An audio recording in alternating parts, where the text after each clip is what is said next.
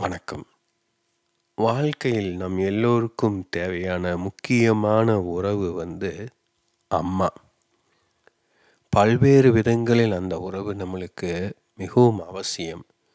உடல் ரீதியாக நம்மளை அணைத்துக் கொள்வது, நம்மளுக்கு பால் ஊட்டுவது, உணவு ஊட்டுவது போன்றவற்றின் மூலமாக நாம் யாருன்னு நம்மளுக்கு புரிய வைப்பாங்க. ஏன்னா உடலின் மூலமாக அணைத்து கொள்வது, தொடுவது இதெல்லாம் செய்யும்போதே நம்மளுக்கு தெரியும் இதுதான் நாம், இது நாம் இல்லை அப்படின்ட்டு. அதைப்போல் ஐ கான்டாக்டு, கண் பார்வை மூலமாக அம்மா என்ன பார்க்குறாங்கன்னு பார்த்து குழந்தை அதை கவனிக்க கற்றுக்கொள்ளும். அப்புறம் அவங்களோட பேச கற்றுக்கொள்ளும்.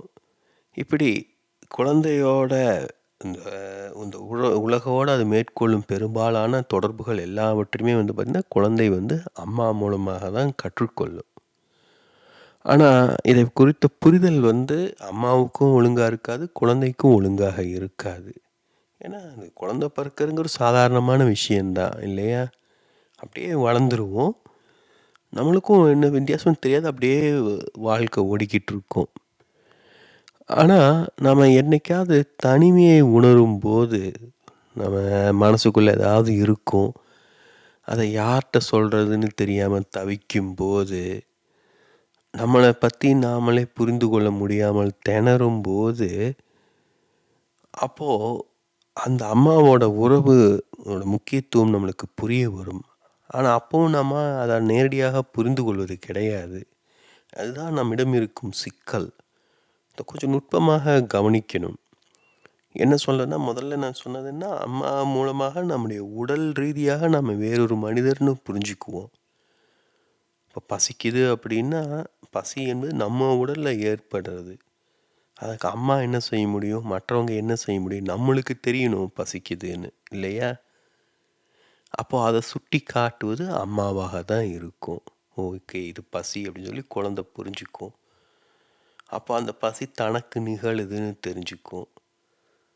அப்போ பசி தனக்கு நிகழ்ந்தால் தனக்கு என்ன தேவைன்னு தான் கேட்கணும். அதை அம்மா தான் சொல்லித்தரணும்.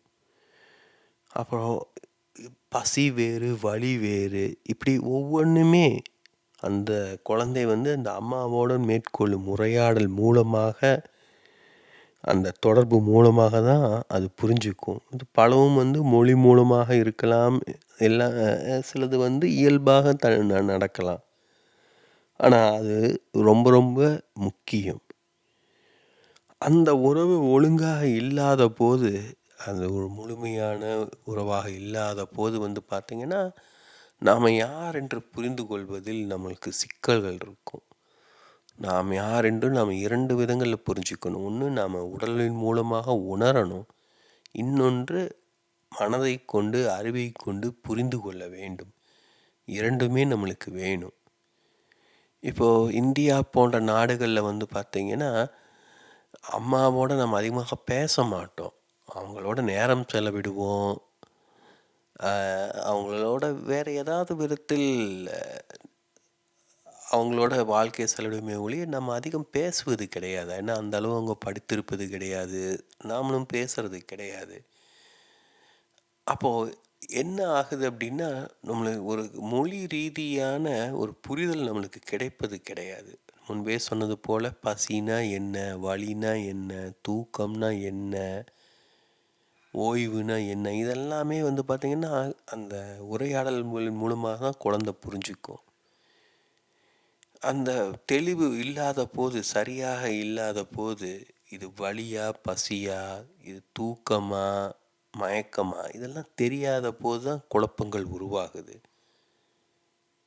அப்போது அதை நாம் தான் சரி செய்து கொள்ளணும். ஏன்னா அந்த உறவு முடிஞ்சு போச்சு இல்லையா? அது குழந்தை பருவத்தில் தொடங்கும் உறவு பார்த்திங்கன்னா ஒரு 5-6 வயசு ஆகும்போதே அந்த குழந்தை அம்மாவோட கட்டுப்பாட்டிலிருந்து விலகி செல்ல தொடங்கிடும்.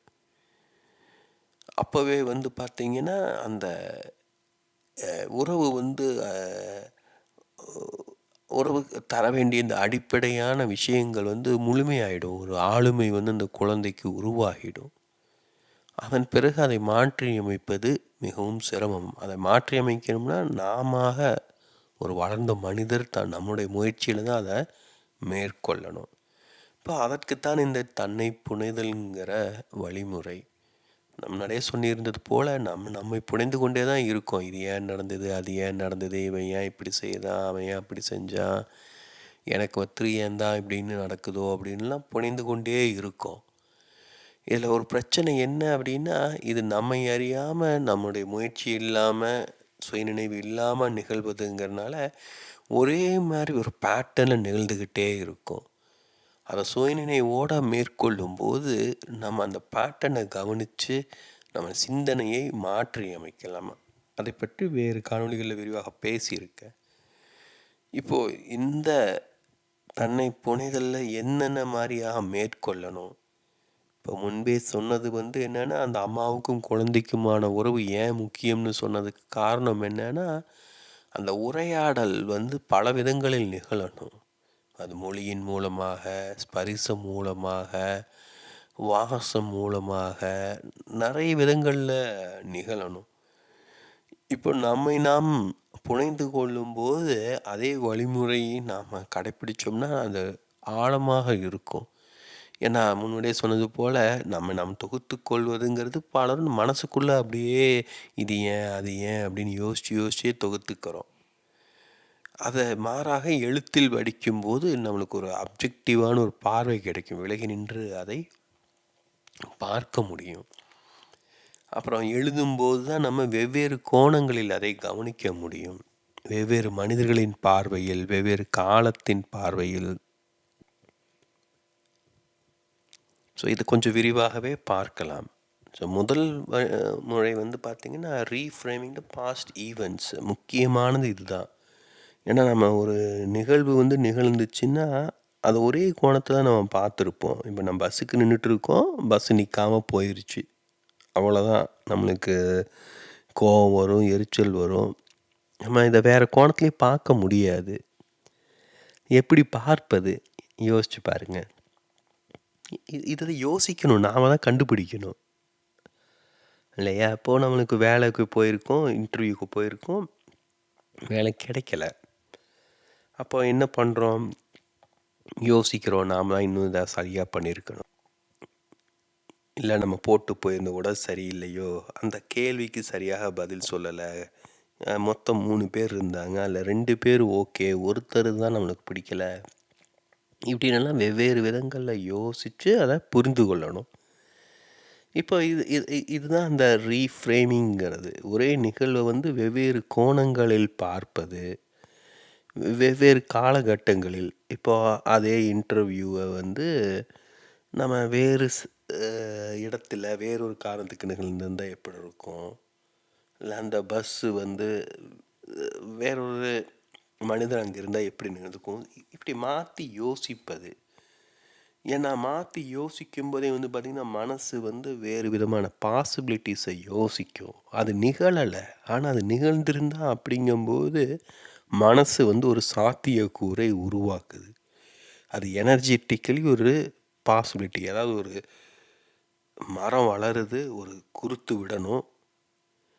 இப்போது அந்த குருத்து விடுவதற்கு முன்னாடி இப்படியும் விடலாம் அப்படின்னு ஒரு பாசிபிலிட்டி உருவாகுது இல்லையா?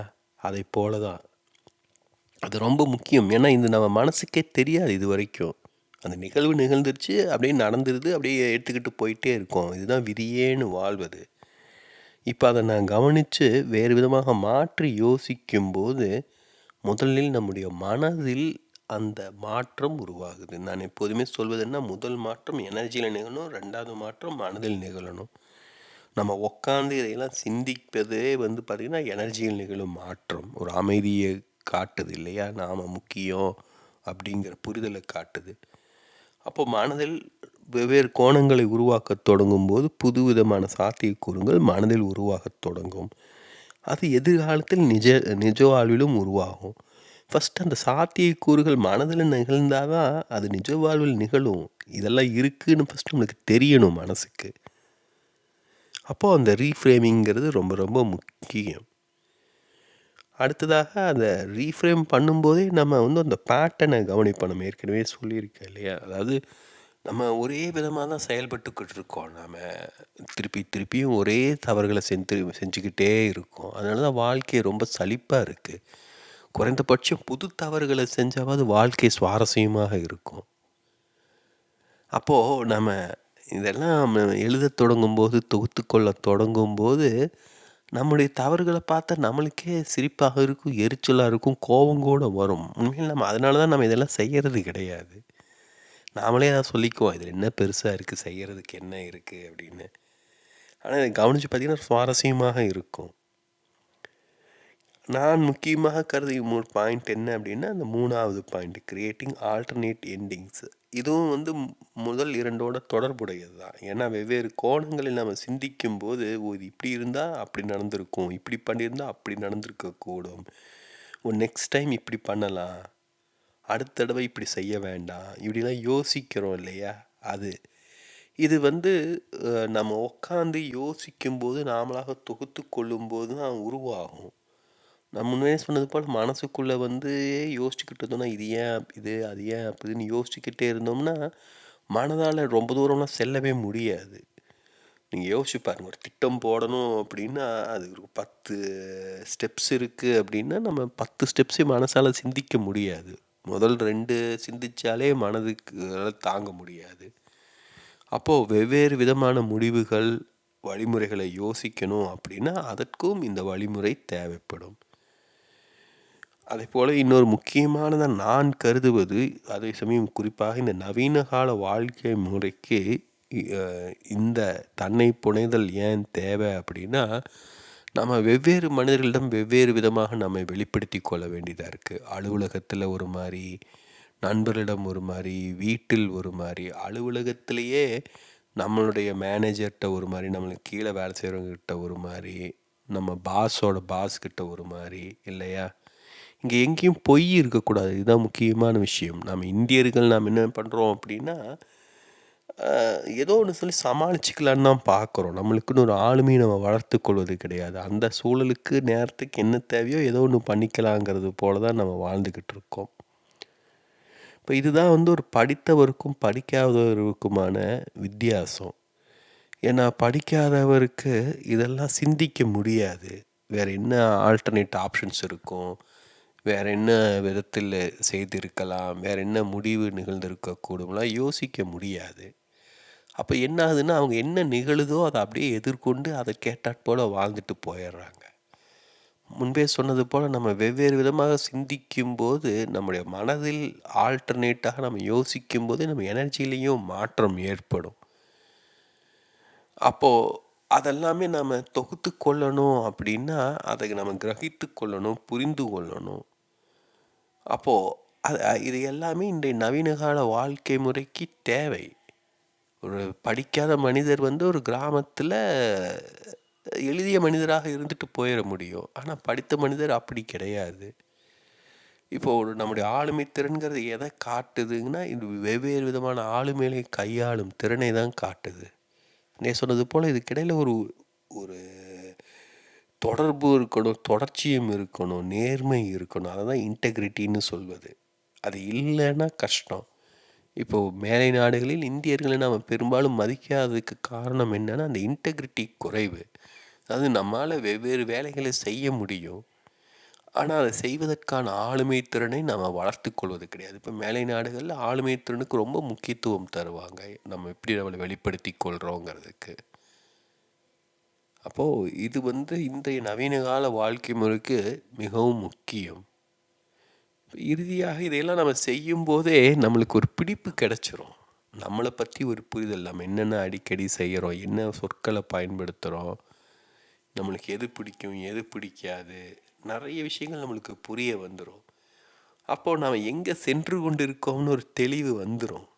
அதாவது நம்ம 20 வயசு 40 வயசு ஆயிடுச்சுன்னா, நம்ம மிச்சம் இருக்கிற வாழ்க்கை பெரிதாக எந்த மாற்றமும் ஏற்படாது. நம்ம இது வரைக்கும் என்ன மாதிரி வாழ்ந்துட்டு இருந்தோமோ அதோட ஒரு எக்ஸ்டென்ஷனாக தான் இருக்கும். அது ரொம்ப டிராஸ்டிக்கான சேஞ்ச், ரேடிக்கல் சேஞ்ச் எல்லாம் பெருசாக யாருக்கும் நிகழாது. நாமளும் அனுமதிக்க மாட்டோம். ஏன்னா நம்ம வாழ்க்கையே என்பது பார்த்திங்கன்னா, நம்ம பலருக்கு ஒரு அடையாளத்தை உருவாக்குவது தான். அப்போ அந்த அடையாளத்த உருவாக்கிட்டு சென்று கொண்டே இருக்கும்போது, நம்மளுக்கு தெளிவாக தெரிஞ்சிடும் நம்ம எங்க போய் சேரப்போறோம் அப்படின்னு. அப்போ நம்மளுக்கு ஒரு புரிதல் இருக்கும். அது சரியா? தவறா? அப்படின்னு. தவறுன்னா நம்ம மாற்றி அமைத்துக் கொள்ள முடியும். வேறு விதமாக நம்மை புனைந்து கொள்ளலாம். இப்போ கவனிக்க வேண்டிய விஷயம் என்னன்னா, இங்க புனைதல் என்பது வெறும் கற்பனையை மட்டும் குறிப்பதற்கு இல்ல. ஏற்கனவே முன்னுடைய காலில் சொல்லியிருக்கேன். நாம் நம்மை புரிந்து கொள்ள வேண்டும். நாம் என்ன புரிஞ்சு கொண்டோமோ அதன் அடிப்படையில் நம்மை புனைந்து கொள்ள வேண்டும். அப்போ அந்த புரிதல் என்பது அது ஃபேக்ட், உண்மையின் அடிப்படையினால் ஆனது. அப்போ அந்த புனைதலும் உண்மை இருக்கும், நேர்மை இருக்கும். ஆனா அந்த புரிதலில் ஏதாவது பிழை இருக்கு, தவறு இருக்கு, நாம் செல்லும் திசை, பாதை சரியில்லை அப்படின்னு தெரிஞ்சிச்சு அப்படின்னா என்ன பண்றது? அப்போதான் நம்ம ஒரு பெரிய ரேடிக்கலான, ஒரு டிராஸ்டிக்கலான மாற்றத்தை எடுக்க வேண்டியதாக இருக்கும். ஸோ இந்த தன்னை புனைதல்ங்கிறது ரொம்ப எளிய விஷயம் கிடையாது. ரொம்ப ஆழமானது. நீங்கள் செஞ்சு பார்த்தா தான் இது புரியும். இப்போ நான் இது சொல்லும் விதங்களில் அடிப்படையில் நான் செய்யலை. நான் 15, 16 வயசுலேருந்து கடிதங்கள் எழுதிக்கிட்டு இருக்கேன். இப்போ அந்த கடிதங்கள் எழுதுவதன் மூலமாகவே நான் அப்படியே என்னை புனைந்து கொண்டே வந்திருக்கேன். அது எனக்கு தெளிவான புரிதலே இல்லை. இப்போ நாம் எல்லாமே என்ன நினைக்கிறோம்னா, சில வழிமுறைகளை யோசிக்கிறோம். நாமனா இப்படி இருக்கணும், நாமனா அப்படி இருக்கணும் அப்படின்னு யோசிச்சுக்கிட்டு அதன் அடிப்படையில் வாழ்க்கையை வாழ முயற்சிக்கிறோம். அப்போது அந்த ஏன் அப்படி வாழ விரும்புகிறோம், ஏன் அந்த எண்ணம் தோன்றுச்சுங்கிற புரிதல் நம்மளுக்கு இருக்காது. இப்போ இது இரண்டையும் நம்ம கனெக்ட் பண்ணணும் அப்படின்னா, நாம் புனைந்து கொண்டே வந்தோம் அப்படின்னா, நாம் ஏன் அப்படி வாழ விரும்புகிறோம், ஏன் குறிப்பிட்டதை செய்ய விரும்புகிறோம், இதுக்கெல்லாம் நம்மளுக்கு ஒரு புரிதல் கிடைக்கும். அதுதான் ரொம்ப ரொம்ப முக்கியம். ஏன்னா நாம் எப்போதுமே நாம் யாராக உள்ளே இருக்கோமோ, நாம் யாராக வெளியில் வெளிப்படுத்தி கொள்கிறோமோ, இரண்டுக்கும் இடையில் ஒரு பிளவு இருந்துக்கிட்டு இருக்கோம். அந்த பிளவு என்ன, அந்த வித்தியாசம் என்னங்கிற புரிதல் நமக்கு இருக்கணும். அதுதான் அந்த இன்டெகிரிட்டி, நேர்மை. என்ன உதாரணத்துக்கு, நான் இப்போ என்னுடைய ஆஃபீஸில் நான் என்ன செய்கிறேன் அப்படிங்கிறத நான் வெளியில் சொல்ல முடியாது இல்லையா? என்னுடைய வீட்டில் இருக்கும் தனிப்பட்ட விஷயங்களை நான் வெளியில் பேச முடியாது. ஸோ எனக்குன்னு நான் ஒரு திரையை உருவாக்கி கொள்ள வேண்டியதாக இருக்குது. ஆனால் எனக்கு அது தெளிவாக தெரியும். இதை நான் பேசலாம், இதை பேசக்கூடாது, இது இந்த காரணத்தால் பேசலாம், இது இந்த காரணத்தால் பேசக்கூடாதுங்கிற தெளிவு இருக்குது இல்லையா? அப்போது இன்னொரு கேட்டாலும் நான் இல்லை அது சொல்லக்கூடாது, இல்லை சொல்ல முடியாதுன்னு சொல்ல முடியும். ஆனால் அந்த தெளிவு இல்லைங்கிற பட்சத்தில் நம்மளுக்கு இந்த தெளிவான புரிதல் இருக்காது. அப்போது அதை உருவாக்கி கொள்வதற்கு இது தேவையாக இருக்குது. நான் முன்னாடியே சொன்னது போல் கடிதங்கள் மூலமாக நான் என்னை புனைந்து கொண்டிருந்தாலும் அது புனைதல் கிடையாது. அதாவது என்னை வெளிப்படுத்துகிறேன் இல்லையா? அதெல்லாம் தன்னியல்பாக வெளியானது. அது உட்காந்து சிந்திச்சு உட்காந்து எழுதுறது கிடையாது. அப்படியே ஆற்றொழுக்காக வந்துருக்கு. இப்போது நான் உளவியல் சிகிச்சையெல்லாம் போகும்போது என்னை தொகுத்துக்கொள்ள நேரிடும்போது இவ்வளோ நாள் செஞ்சது எல்லாவற்றையும் என்னால் தொகுத்துக்கொள்ள முடிஞ்சுது. அப்போது நான் சென்று கொண்டிருக்கும் பாதை சரியல்லங்கிறது தெளிவாக தெரிஞ்சுது. ஏன்னா என் வேலையை எல்லாமே நல்லா போயிட்டு இருந்தது. எந்த சிக்கலுமே கிடையாது. வேலை, குடும்பம் எல்லாமே நல்லா போயிட்டு இருந்தது. ஆனால் எனக்கு நன்றாக தெளிவாக தெரிஞ்சிருச்சு, அந்த கோணத்திலேயே போச்சுன்னா நான் மகிழ்ச்சியாக இருக்க மாட்டேன், நான் என்னுடைய வாழ்க்கையை வாழலைன்ட்டு. அப்போது நான் ஒரு ரேடிக்கல் சேஞ்சு செய்ய வேண்டியதாக வேண்டி இருந்தது. அதை எளிதில் மேற்கொள்ள முடியாது. ஏன்னா அதை தனியாக செய்ய முடியாது. நம்முடைய வாழ்க்கையை, நம்முடைய அடையாளத்தை முற்றிலுமாக மாற்றிக்கொள்வது என்பது சரியான நபர்களின் உதவி, வழிகாட்டுதல் வேணும். இப்போது இதுதான் இந்த தன்னை புரிதலோட நமக்கு உதவும் விதம். ஏன்னா நம்ம என்ன பண்ணுறோன்னா, மீறி போனால் ஒரு இன்றைக்கி என்ன நடந்தது, போன வாரம் என்ன நடந்தது, போன மாதம் என்ன நடந்ததுன்னு இப்படி சில வருடங்கள் வரைக்கும் நம்ம தொகுத்துக்கொள்வோம். அதற்கு பின்னாடி போனது கிடையாது. 10 வயசில் நடந்ததுக்கும் இப்போது நடக்கிறதுக்கும் என்ன சம்மந்தம்னு நம்ம யோசிக்கிறது கிடையாது. ஆனால் அப்போ நிகழ்ந்த ஒரு சம்பவம் நாம் இப்போது என்ன முடிவு எடுக்கிறோங்கிறத தீர்மானிக்கக்கூடும். அப்போது அது எல்லாவற்றையும் தொகுத்து நம்முடைய வாழ்க்கையை முழுசையும் நம்ம தொகுத்து கொள்ளும்போது தான் அந்த புரிதலாம் நம்மளுக்கு கிடைக்கும். இதெல்லாம் பண்ணாதனால தான் நம்மளுக்கு வாழ்க்கை பிரச்சனையா இருக்கு. என்னன்னா வாழ்க்கையை வந்து ஒரு கன்டினியூவஸான ஒரு ஃப்ளோவா பார்ப்பதே கிடையாது. பிறப்பிலிருந்து இறப்பு வரைக்கும் ஒரு தொடர் நிகழ்வு அது. ஒன்றோடு ஒன்று தொடர்பு இருக்கு நெறைய. அத கண்டுபிடிக்கணும்னா, நாம தான் அதுக்கான முயற்சியை மேற்கொள்ளணும். அதற்கான வழிமுறை தான் இந்த தன்னை புனைதல்ங்கிறது. ஸோ இது 5மே ரொம்ப எளிமையானது. இது ஏன் பண்ணணும்னு சொல்லுது. யோசிச்சு பாருங்க. நீங்க முடிந்த ஒரு நிகழ்வை வந்து மனசுக்குள்ள ஓட்டி பார்க்காம, இல்ல தெளிவாக அது குறித்து யோசிக்காம, அதை வேற எப்படி இன்னும் சிறப்பாக செஞ்சிருக்கலாம், என்னென்ன மாற்றங்களை செஞ்சிருக்கலாம் யோசிக்க முடியாது. நாம நமக்குள்ள இருக்கிற ஆளுமைகள் குறித்த புரிதல் இல்லை அப்படின்னா, நம்ம வெவ்வேறு சூழல்களில் வெவ்வேறு மனிதர்களில் எதிர்கொள்ள முடியாது. இன்றைக்கு குறைந்தபட்சம் நம்ம எல்லோருக்குமே இணையத்தில் ஒரு முகம், நண்பர்களிடம் ஒரு முகம்னு 2 முகமாவது இருக்கு. அதையாவது நம்ம சரியாக பராமரிக்கணும் அப்படின்னா, நம்மை சரியாக புரிந்து கொள்ள, வெளிப்படுத்த கற்றுக்கொள்ளணும். இது ரொம்ப முக்கியம். நம்மை புரிந்து கொள்ளும்போது நம்மை உண்மை என்னவோ அதை அறிந்து கொள்கிறோம். நம்மை புனைந்து கொள்ளும்போது நாம் பற்றின ஒரு புரிதலை உருவாக்கி கொள்கிறோம். கொஞ்சம் கற்பனை, கனவுகள் எல்லாம் கலந்து. அப்போது நம்ம வெளிப்படுத்தி கொள்வது எளிதாக இருக்கும். நம்ம வெளிப்படுத்தி கொள்ளும்போது அந்த புரிதல்ங்கிற அடிப்படையிலான உண்மையும் இருக்கும், புனைதலின் அடிப்படையில் ஒரு சுவாரஸ்யமும் இருக்கும். அப்போது நாம் வெளிப்படுத்தி கொள்ளும்போது ஒரு சுவாரஸ்யமான மனிதராக, மற்றவர்களால் விரும்பப்படும் மனிதராக இருப்போம். ஸோ இது பல விதங்களில் நம்மளுக்கு உதவும். நாம் தான் கவனித்து செயல்படுத்தி கொள்ளணும். ஏன்னா நம் வாழ்க்கை நம் தேர்வு, நம் வாழ்க்கை நம் பொறுப்பு.